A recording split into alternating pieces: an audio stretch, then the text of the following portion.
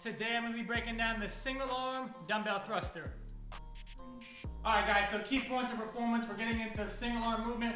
First off, I want you to think about anytime you're doing single arm stuff and you see it in the program, it's typically going to be a heavier weight because you can pump out more weight with one arm versus two.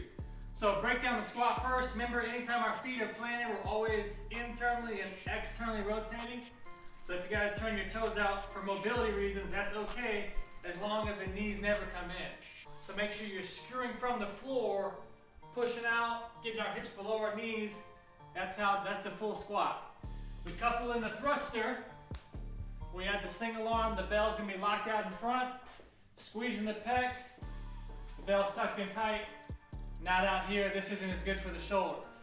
So tuck this in, lock down the core, pull the ribs down, get your full depth squat with the knees out like we just talked about.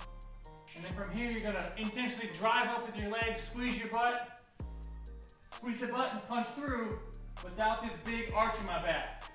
So if you squeeze your butt, pull the ribs down, that's what the movement should look like. So here's what we got. Knees out, glutes and punch. Knees out, glutes and punch. Anytime you're gonna see this in a conditioning piece, typically, always rest with the dumbbell over your head when your diaphragm is locked up, not when you got 30, 40, 50 pounds sitting on your diaphragm. So get into that rhythm, punching it out.